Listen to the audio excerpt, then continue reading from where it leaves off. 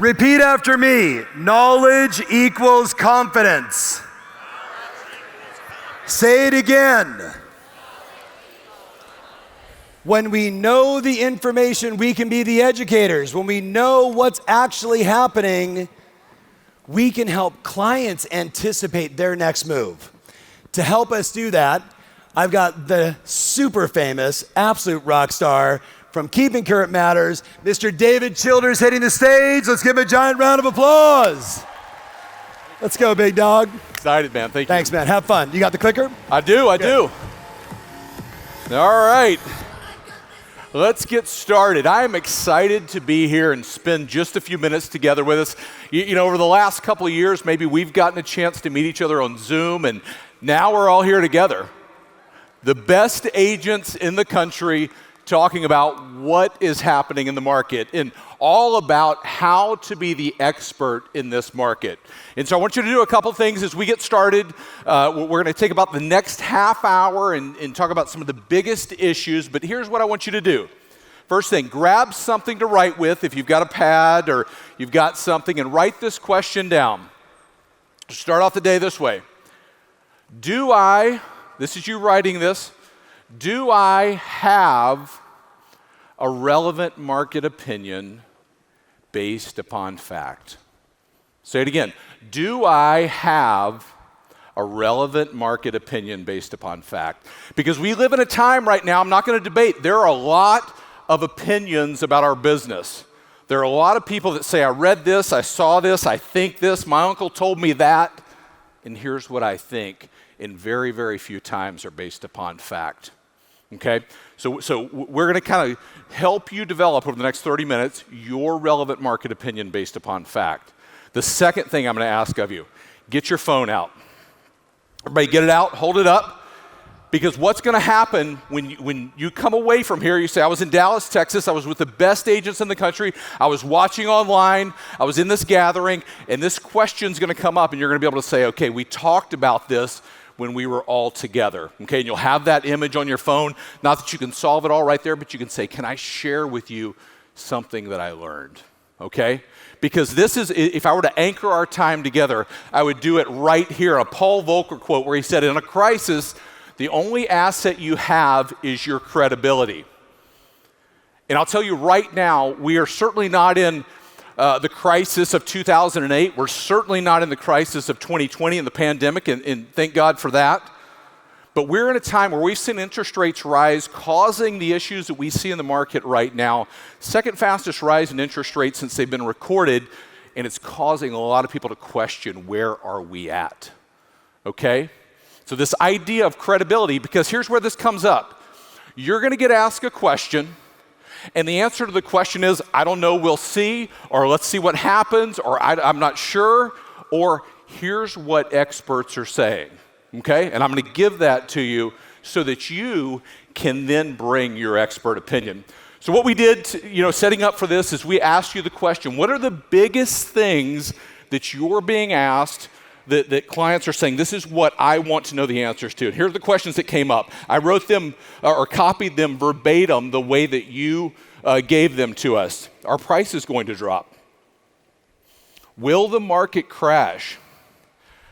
And will I lose money if I buy a home right now? Biggest questions out there. And I'm not saying there aren't questions that are bigger or out there, other questions. These are the biggest ones that rose to the top in the last few weeks when we asked agents.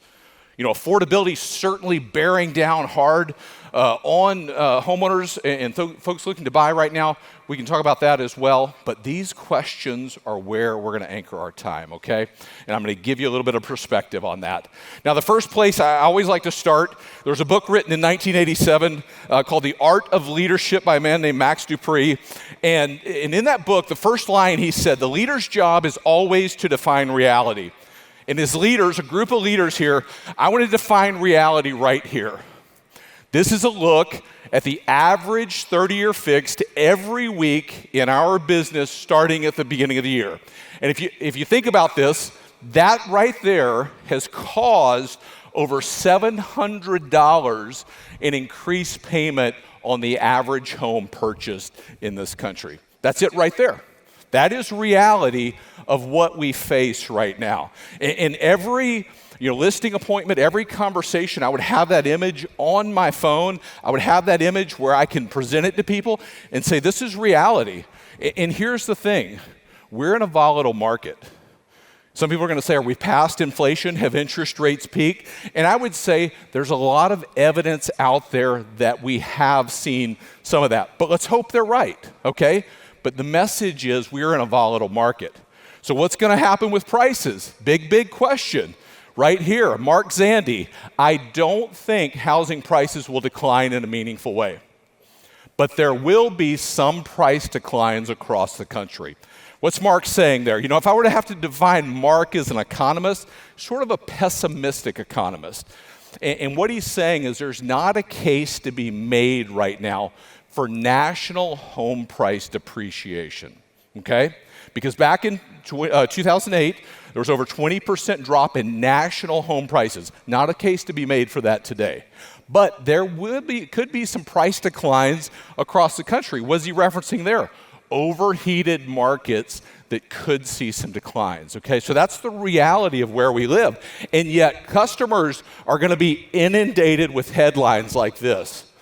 Annual home price growth dropped by nearly 2 percentage points. That is the greatest single month slowdown on record since at least the 1970s. And you look at that and you think, gosh, I don't know if I want to buy a home with that. But yet the second half of that quote is critically important. While the slowdown was record-breaking, home price growth would need to decelerate at this pace for 6 more months to drive annual appreciation back to 5%, a rate more in line with long-run averages. The average appreciation in this country for the last 20 years has been 3.8% in residential homes. We've seen close to 20% over the last couple of years. We are in a decelerating market. Now here's the key. You're going to want to get your phone ready for this next graphic.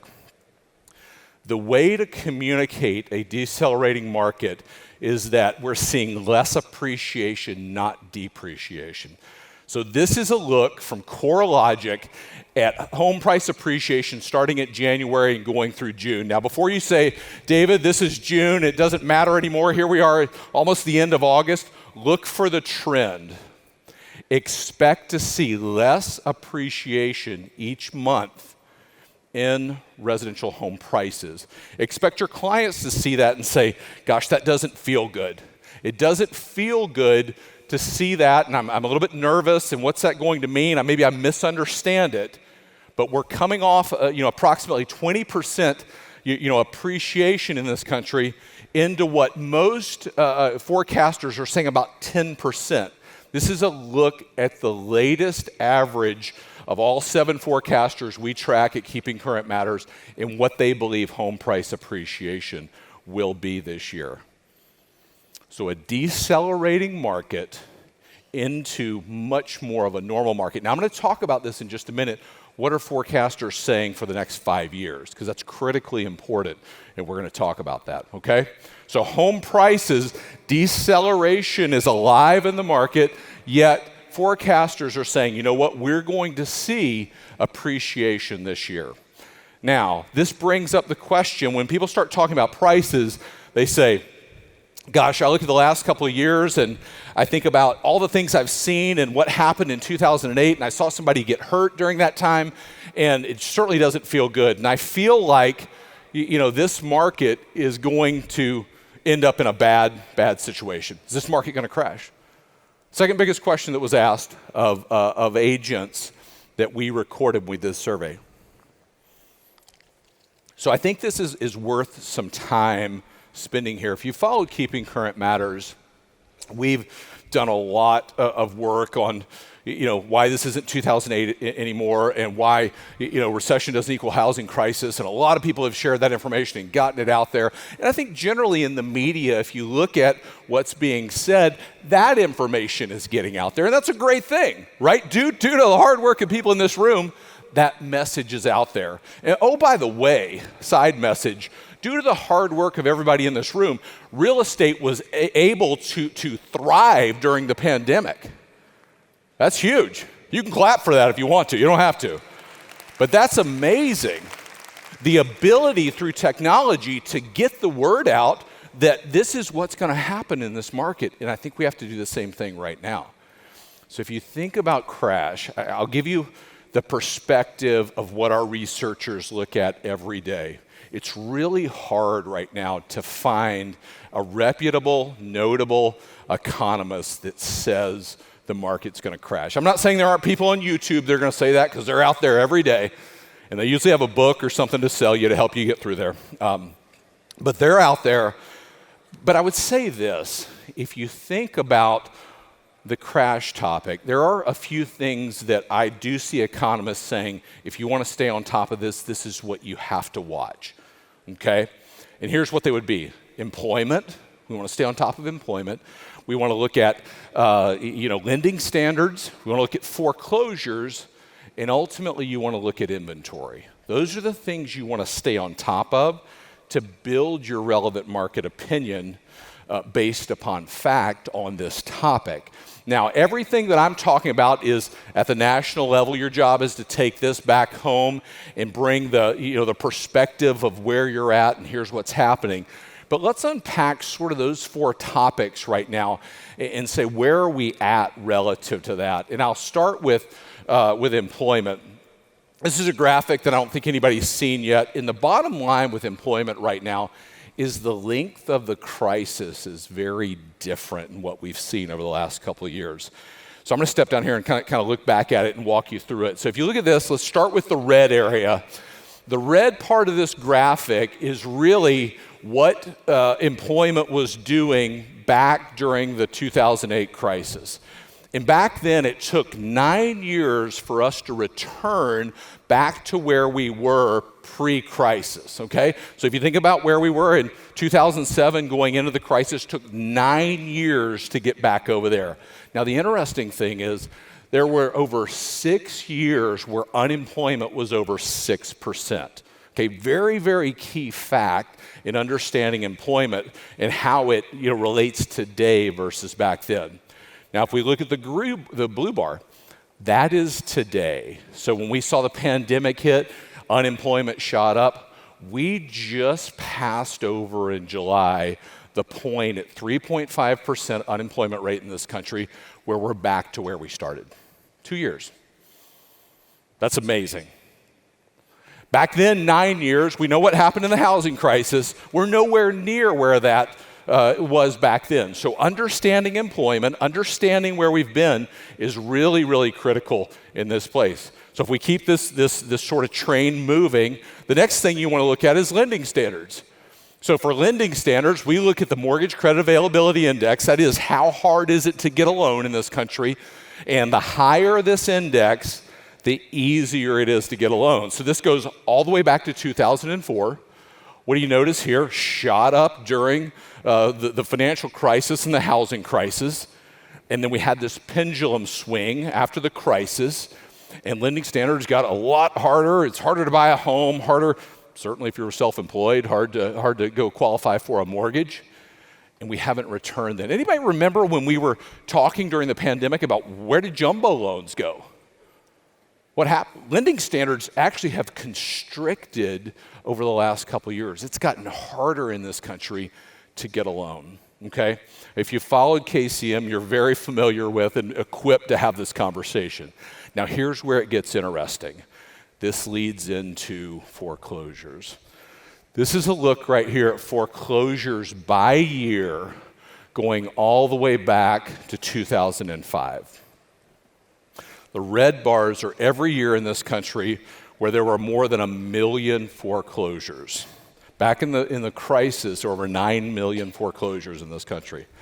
Now, I'm going to let you in on a little secret.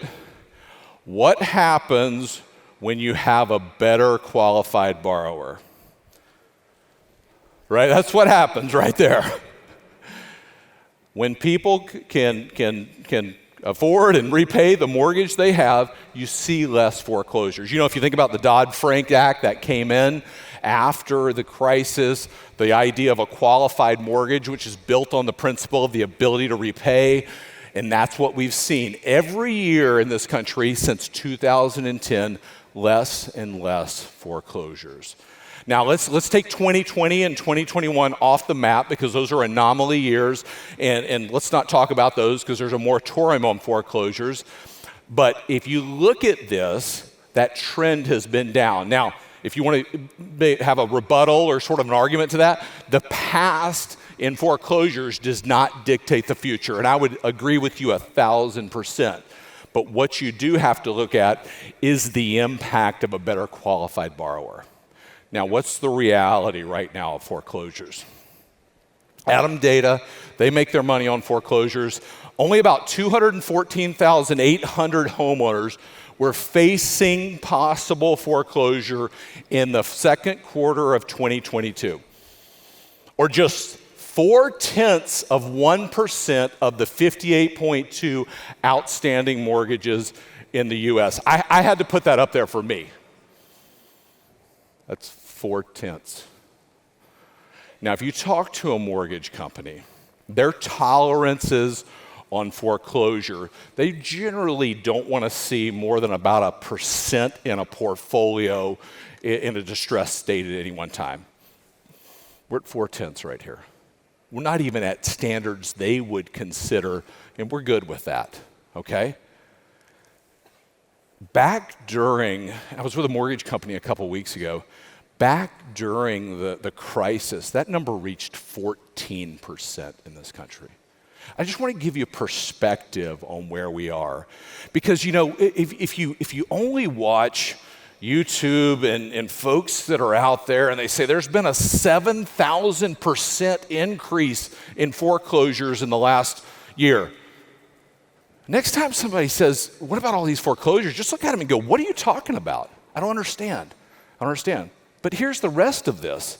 Of those facing foreclosure, 195,000 or 91% had at least some equity built up. The shining star of the last 2 years has been equity in people's homes.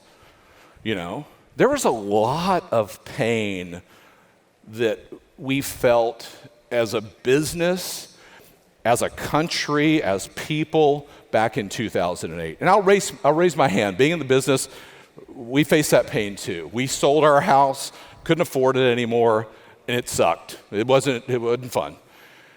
If there's anything that came out as a silver lining of the pandemic, is people said, we're going to do it different this time.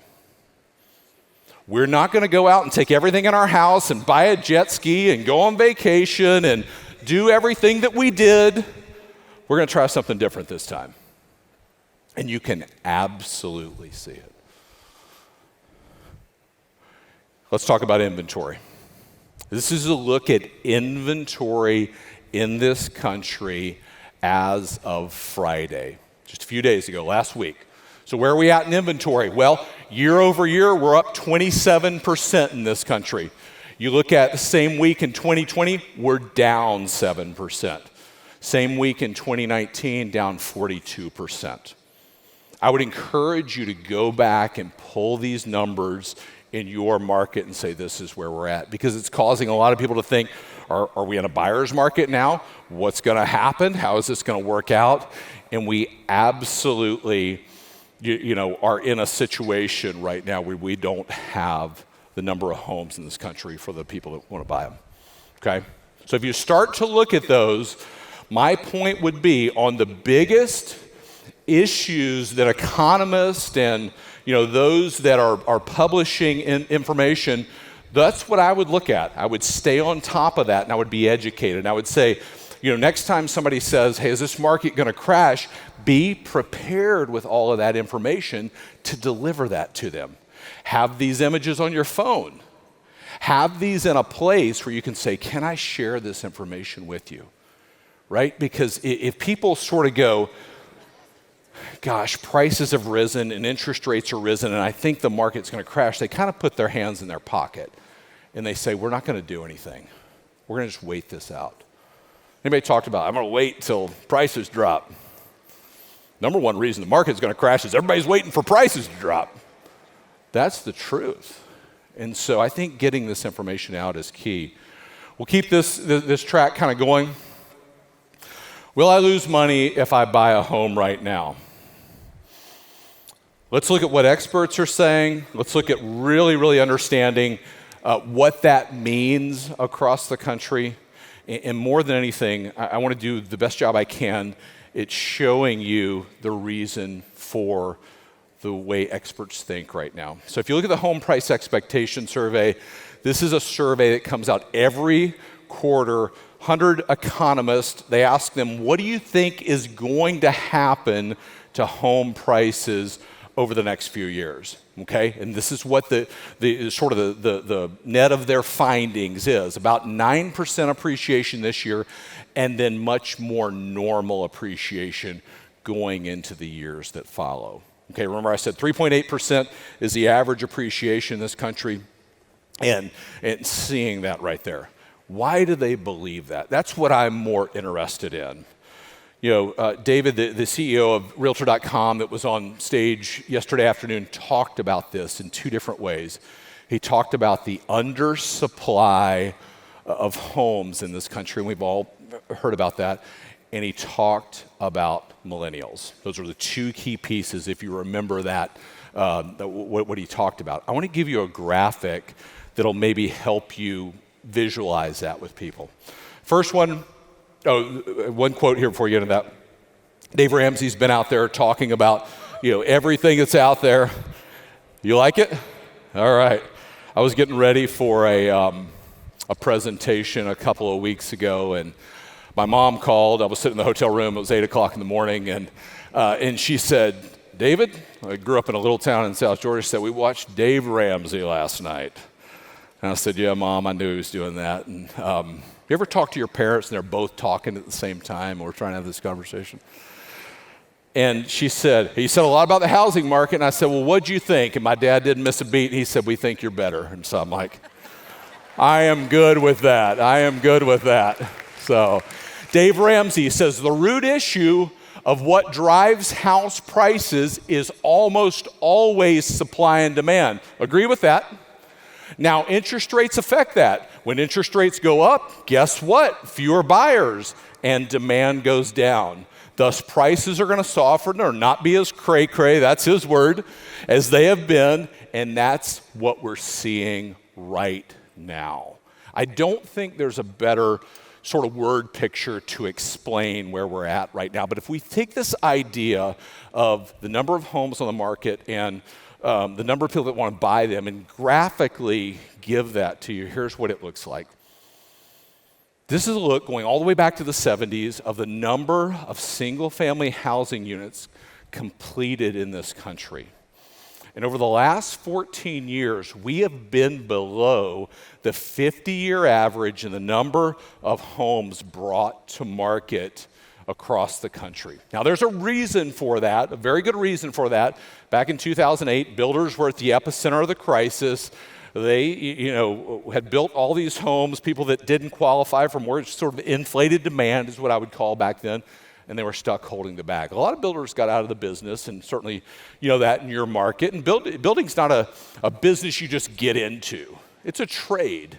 You take time and you learn that trade, and we haven't built the number of homes in this country for the number of people that want to buy them. Now, what will happen this year? We will build more homes in this country than we've built in the last 14 years. That is a fact, okay? Builders see that. Builders also see something else. There's been a lot of headlines about what's happening with builders.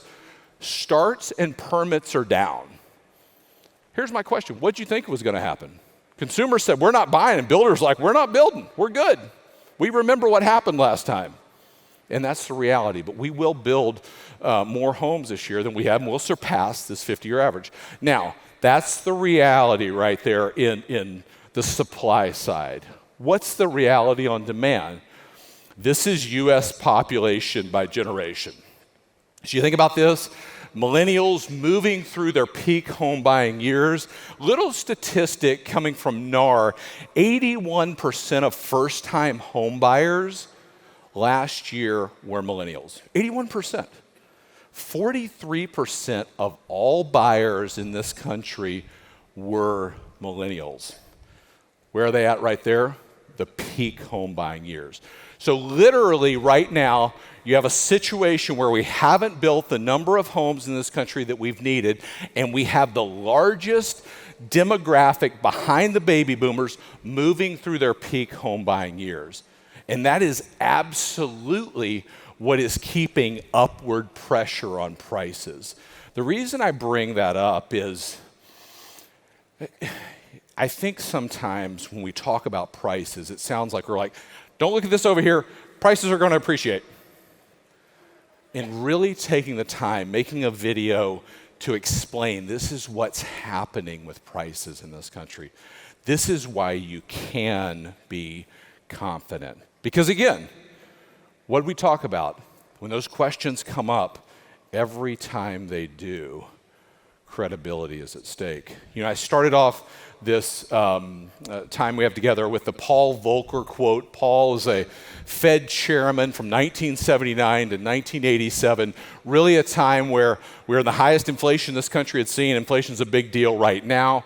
And he said, if we kind of end where we are, I'll bring Tom up here in just a minute, but in a crisis, the only asset you have is in your credibility. Now, I want to say this. If we kind of focus on that word credibility, the only thing missing from what we're doing right now is you delivering that message.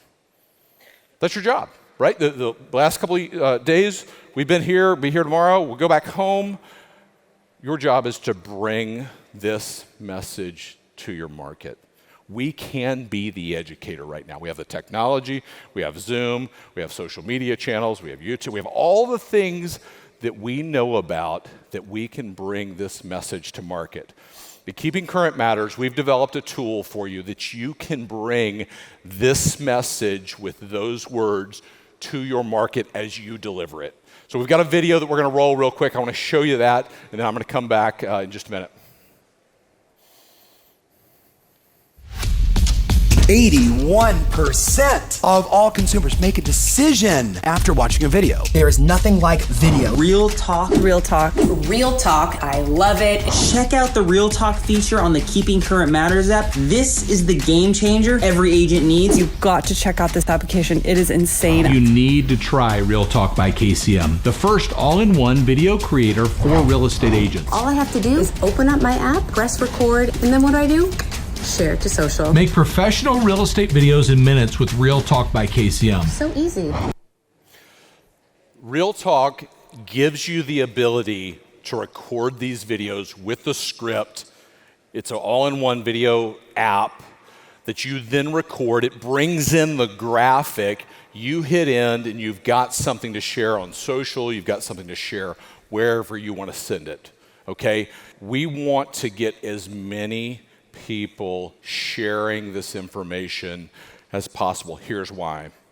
I like to wrap everything that we do. If you were in our office, you came back with me on the plane when we go back home, we have an office, and on a wall in that office it says, we believe every family should feel confident when buying and selling a home.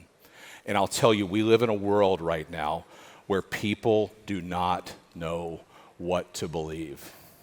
And headlines do more to terrify than to clarify. Many of you have said that and supported that, but our job right now is to get the message out, deliver that message, and be the expert. So if Real Talk's something you want to check out, I want you to check that out. I'm going to wrap here. Tom's going to come back out, and more than anything, know that we are grateful for your support of what we do at Keeping Current Matters, and we need you as you deliver it out there to help educate buyers and sellers on this market. So thank you.